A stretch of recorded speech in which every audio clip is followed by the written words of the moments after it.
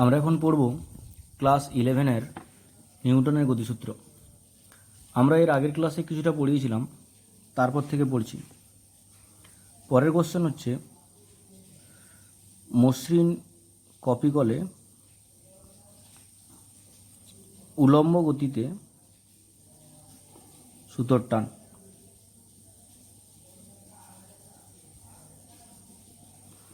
আগের দিন আমরা অনুভূমিক গতির ক্ষেত্রে পড়েছিলাম, এখন আমরা উলম্ব গতির ক্ষেত্রে পড়ব।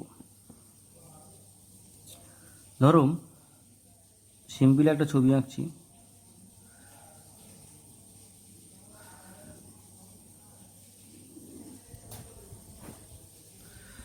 ধরো একটা কপিকল সি, এর এইদিকে একটা বস্তু আছে m1 ভরের বস্তু, এদিকে একটা বস্তু আছে m2 ভরের বস্তু। এই m1 ভরের বস্তুকে আমরা গতিশীল করব উপরের দিকে, দিলে m2 ভরের বস্তুটা এটা নিচের দিকে নামবে। এর ওজন নিচের দিকে ক্রিয়া করছে কত, ধরো m1g। এর নিচের দিকে কত ওজন ক্রিয়া করছে, এর নিচের দিকে ওজন ক্রিয়া করছে m2g। আগের দিনই বলেছিলাম টান সবসময় আলম্ব বিন্দুর দিকে ক্রিয়া করে, এদিকে টান উভয় দিকে টান, টি আলম্ব বিন্দুর দিকে ক্রিয়া করছে। ধরলাম এ ত্বরণে উপরের দিকে উঠবে, এ ত্বরণে নিচের দিকে নামবে। তাহলে এখান থেকে m1 ভরের বস্তুর গতির সমীকরণ, m1 ভরের বস্তুর গতির সমীকরণ, তাহলে নিউটনের দ্বিতীয় গতির সূত্র অনুযায়ী F=ma এই সমীকরণ অনুযায়ী হবে। যেহেতু বস্তুটা উপরের দিকে উঠবে, তাহলে এখানে এই টি যে টান এটা বড় হবে, এটা ছোট হবে। তাহলে এক্ষেত্রে টি মাইনাস m1g এটা সমান m1a। এটা হচ্ছে বলের মান, মানে F=ma।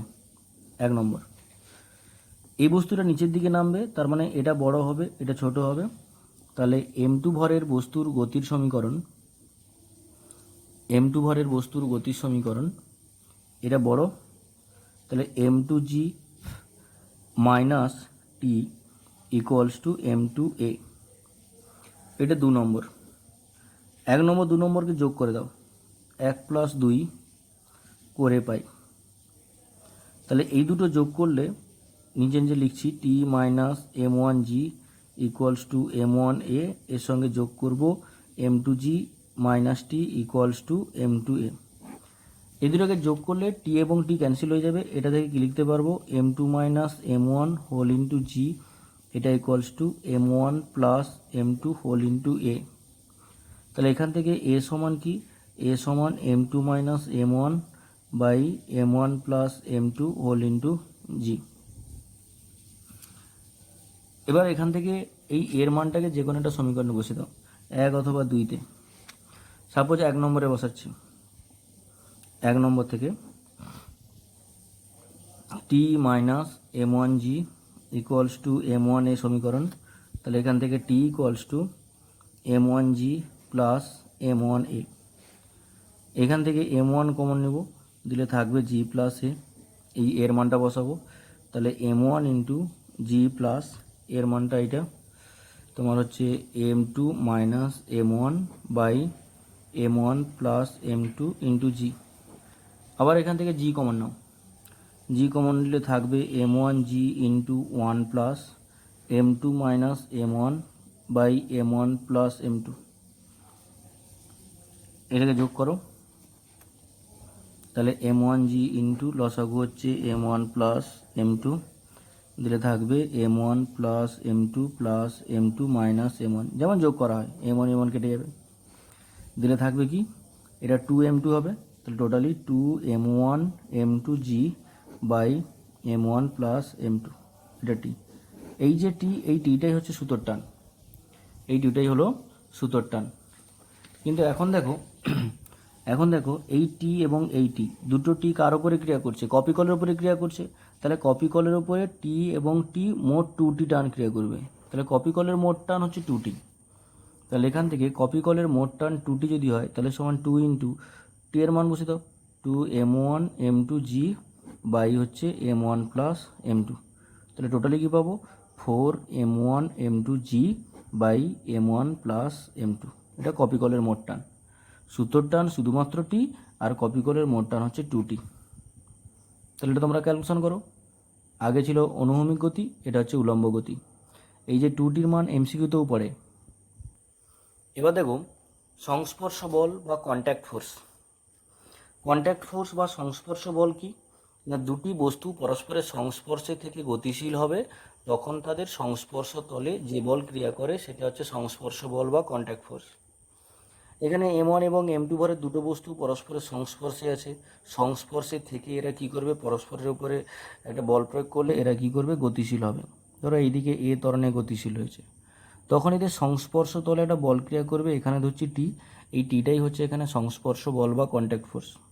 এটা পরস্পরের টাচে আছে, যদি পরস্পরের টাচে না থাকেও সম্ভব হয়। ধরো এটা একটা বস্তু, এটা একটা বস্তু, এই দুটো বস্তু পরস্পর একটা দড়ির সাহায্যে যুক্ত বা একটা তারের সাহায্যে যুক্ত বা সুতোর সাহায্যে যুক্ত। এটা ধরো m1 ভরের বস্তু, এটা একটা m1 ভরের বস্তু, m2 ভরের বস্তু, তখন এদের সংস্পর্শ তলে যে বলটা ক্রিয়া করে সেটাও কন্ট্যাক্ট ফোর্স। যেমন আমরা উদাহরণ বলতে পারি, ধরো একটা গাড়ি রাস্তায় খারাপ হয়ে পড়ে আছে, গাড়িটাকে গড়ানো যাচ্ছে না, গাড়িটা গড়ছে না, স্টার্ট নিচ্ছে না, তখন অন্য একটা গাড়ির সাহায্যে কী করি, সেই গাড়িটাকে নিয়ে আসা হয়। আমরা কি করি, যে গাড়িটা ভালো গাড়িটা তার সঙ্গে একটা দড়ির সাহায্যে ওই ভাঙা গাড়িটাকে যোগ করে দেওয়া হয়, দিয়ে ভাঙা গাড়িটাকে টেনে টেনে নিয়ে আসা হয়। তখন এই সুতোর উপরে যে বলটা ক্রিয়া করে, ওই দড়ির উপরে যে বলটা ক্রিয়া করে, সেই বলটাই হচ্ছে কন্ট্যাক্ট ফোর্স। এখন দেখো, সাপোজ তুমি যদি এই বস্তুটাকে এফ বল দিয়ে টানো, তখন এই টিটা কার কী করবে, এই যে এদের মধ্যে যে বলটা ক্রিয়া করে সংস্পর্শ বল, সেটা m1কে বাধা দেবে, সেটা m1কে বাধা দিবে, এটা হচ্ছে কন্ট্যাক্ট ফোর্স। আর যে পরিমাণ বাধা দিবে সেই বাধাটা কার উপরে ক্রিয়া করবে, m2-র উপরে ক্রিয়া করবে, ওই বল নিয়ে m2 গতিশীল হবে। ঠিক এখানেও যখন আমরা এদের সংস্পর্শ তলে এফ বল ক্রিয়া করেছি, তখন এদের এফ বল ক্রিয়া করেছি, তখন এদের সংস্পর্শ তলে টি বল ক্রিয়া করেছে। এইটি হচ্ছে সংস্পর্শ বল। এবার এই টিটা কি করবে, m1-এর উপরে বাধা প্রদান করবে এবং এই t2 বল নিয়ে m2 গতিশীল হবে। তাহলে এখানে যদি আমরা ক্যালকুলেশন করি, যদি বস্তুটা এদিকে গতিশীল হয়, তাহলে m1 ভরের যে বস্তু আছে, m1 ভরের বস্তু, তার গতির সমীকরণ কী হবে না, m1 ভরের বস্তুর গতির সমীকরণ, তাহলে f মাইনাস টি, এটা বলের মান, সমান এটা m1 ইন্টু এ, m1 ইন্টু এ ত্বরণে গতিশীল। তাহলে m2 ভরের বস্তুর গতির সমীকরণ কি না, m2 ভরের উপরে টি টান ক্রিয়া করবে, এক্ষেত্রে টি ইকুয়ালস টু m2 এ। এটা যদি 1 নম্বর হয়, এটা যদি 2 নম্বর হয়, এই 1 প্লাস 2 করে দাও, তাহলে 1 প্লাস 2 করলে টি কেটে যাবে, তাহলে এফ ইকুয়ালস টু থাকবে m1 plus m2 whole into এ। তাহলে এখান থেকে এ সমান কী পাবে, F by m1 plus m2, F by m1 plus m2। আমাদের যে কোনো প্রমাণের ক্ষেত্রে, এখানে যে প্রমাণটা করেছিলাম, এখানে আমরা এরকম সমীকরণের ক্ষেত্রে দুটো সমীকরণকে প্রথমে সরল করে সেখান থেকে ত্বরণ বের করব, সেই ত্বরণটাকে আরেকটা সমীকরণে বসিয়ে দিব, দিলে সেখান থেকে টান পাবো। ঠিক এখানেও দেখো, দুটো সমীকরণকে সরল করে আমরা ত্বরণ বের করলাম, এবার এখান থেকে টান বের করব, 2 নম্বর সমীকরণে বসিয়ে দাও। তাহলে 2 নম্বর থেকে পাচ্ছি টি ইকুয়ালস টু m2 এ। যদি এর মান বসিয়ে দাও, তাহলে m2 into F by m1 plus m2। তাহলে এখান থেকে কী পাচ্ছ, F m2 by m1 plus m2। তাহলে টান T equals to F m2 by m1 plus m2। এটাই কন্ট্যাক্ট ফোর্স। আমরা যে থিওরিগুলো পড়ছি এগুলো প্রত্যেকের অঙ্ক আছে, এটাও মূলত অঙ্ক বেসিস। আরও দুটো থিওরি বলছি, নততলের ওপরে টান নির্ণয় করব, আমি সেটা পুরো ক্যালকুলেশন করব না, জাস্ট একটু বুঝিয়ে দিচ্ছি। নততলের প্রথমে একটা ছবি আঁকছি, দেখো এই ছবির ক্ষেত্রে এরকম একটা ছবি আছে, যার এখানে একটা অ্যাঙ্গেল দেওয়া আছে, সাপোজ এটা আলফা কোণ, এইখান কোণটা 90 ডিগ্রি। সাপোজ এখানে একটা কপি কোণ লাগানো আছে, এর সাথে কী করলাম, একটা বস্তুকে এদিকে ঝুলিয়ে দিলাম, আর একটা বস্তু নততল বরাবর আছে। ধরো এটা m1 ভরের বস্তু, এটা ধরো m2 ভরের বস্তু।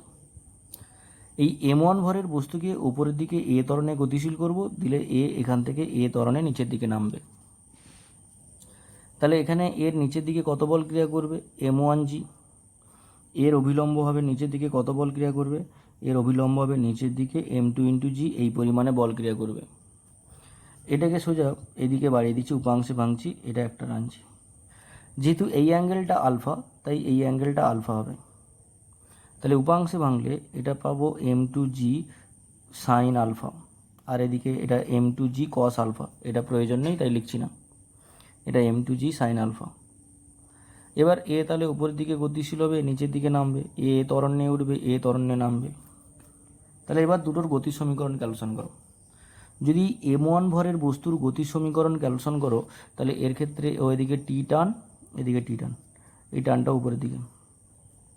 তাহলে এর ক্ষেত্রে টি বেশি, m1g কম, তাহলে লব্ধি বল কত হবে? t1 মাইনাস টি মাইনাস mg m1g। তাহলে এটা সমান কি লিখতে পারি? m1 ইন্টু এ। এটা 1 নম্বর। এবার m2 ভরের বস্তুর ক্ষেত্রে কি গতির সমীকরণ হবে? দেখো এটা দেখো, তাহলে m2g সাইন আলফা নিচের দিকে এর মান বেশি আর টি এর মান কম, তাহলে লব্ধি কত? না m2g সাইন আলফা, সেখান থেকে টি মাইনাস করব, মানে m2g সাইন আলফা মাইনাস টি, এটা সমান হচ্ছে m2 ইন্টু এ। 2 নম্বর। এই দুটো সমীকরণকে যোগ করবে 1 2, যোগ করলে এখান থেকে কার মান বেরোবে? ত্বরণের মান। এই ত্বরণের মানটাকে 1 নম্বর বা 2 নম্বর সমীকরণে বসিয়ে দিয়ে এখান থেকে কার মান বের করতে হবে? টির মান। আমি এটা ক্যালকুলেশন করলাম না, তোমরা নিজেরা ক্যালকুলেশনটা করবে। মূলত এগুলো ম্যাথ থাকবে এখান থেকে, আমি থিওরিগুলো বুঝিয়ে দিচ্ছি, এগুলো ম্যাথ থাকবে, তোমরা ঠিক করে করবে। এখানে m1 m2g বা আলফা অ্যাঙ্গেল, এইসব অ্যাঙ্গেলের মান দেওয়া থাকবে, দিলে আমাদের ইজিলি হবে সরল করতে। তো তোমরা এই প্রসেসটা ভালো করে বুঝে নাও, এটাকে তোমাদের মতো করে সরল করার চেষ্টা করো, তারপরে উদাহরণ করবে, আমি দিয়ে দেবো, দিলে বুঝতে পারবে।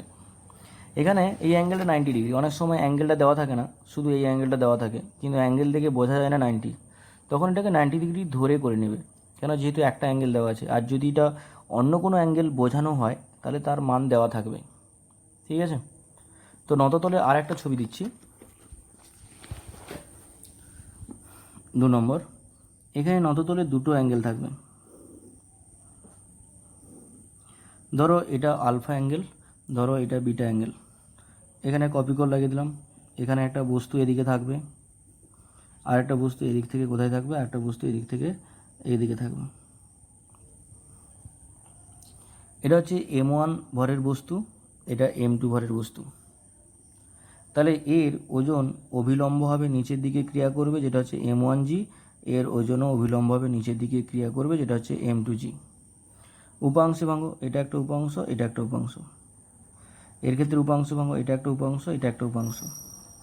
এই অ্যাঙ্গেলটা যেহেতু বিটা তাই এই অ্যাঙ্গেলটা বিটা, এই অ্যাঙ্গেলটা যেহেতু আলফা তাই এই অ্যাঙ্গেলটা আলফা।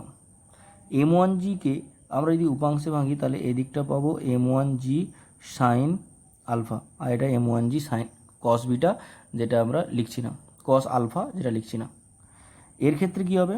এটাকে এটা উপাংশ ভাঙ, এটা পাবো m2g কস অফ m2g, এটা সাইন হবে sine beta, m2g sine beta, আর এটা পাবো m2g কস বিটাটা লিখছি না।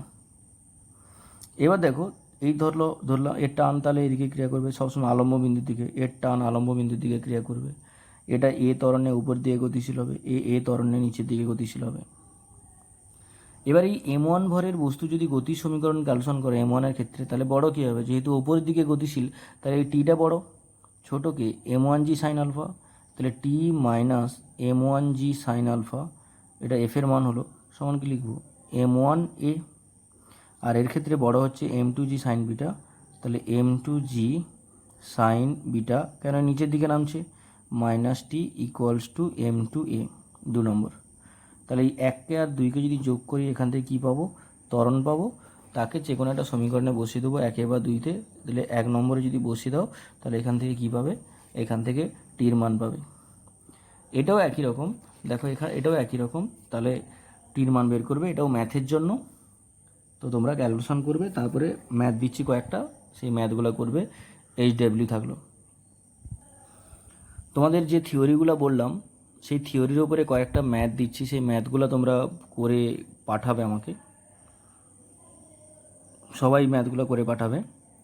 যার মধ্যে প্রথম ম্যাথ হচ্ছে সেট টু 1-এর দাগ, এই যে প্রবলেম সেট টু 1-এর দাগের ম্যাথ করবে। প্রবলেম সেট টু এই 7-এর দাগের ম্যাথটা করবে, 7-এর দাগ। এদিকে প্রবলেম সেট টু এটা 10-এর দাগ করবে, 11-এর দাগ করবে। দেখো 10-এর দাগের ক্ষেত্রে যে এফ এর মান দেওয়া আছে এটা উপাংশে ভেঙে নেবে, তাহলে এদিকটা কী হবে? অনুভূমিকটা কত হবে? এফ কস 30, তাহলে এফ কস 30টাই হচ্ছে এখানে প্রয়োজনীয় বল, প্রযুক্ত বল। তারপরে বাকি কন্ট্যাক্ট ফোর্সের ফর্মুলায় হবে, এটাও কন্ট্যাক্ট ফোর্সের ফর্মুলায় হবে, তোমরা করবে 10-11। এরপরে আর বেশি না, আর একটা দিচ্ছি এখানে সেট থ্রিতে এই 13 দাগের অঙ্কটা দিচ্ছি, সেট থ্রি 13 দাগের ম্যাথ। তাহলে এই কয়েকটা ম্যাথ আর থিওরি তোমরা পড়াশোনা করো। আগের দিন একটু থিওরি দিয়েছিলাম, সেটা কমপ্লিট করবে। পরের দিন এখান থেকে আরও নতুন নতুন থিওরি আছে, আরও এক্সট্রা অনেক থিওরি আছে যেগুলো আমি ভিডিও বানিয়ে দিচ্ছি, তোমরা কমপ্লিট করবে এবং মন দিয়ে পড়াশোনা করবে।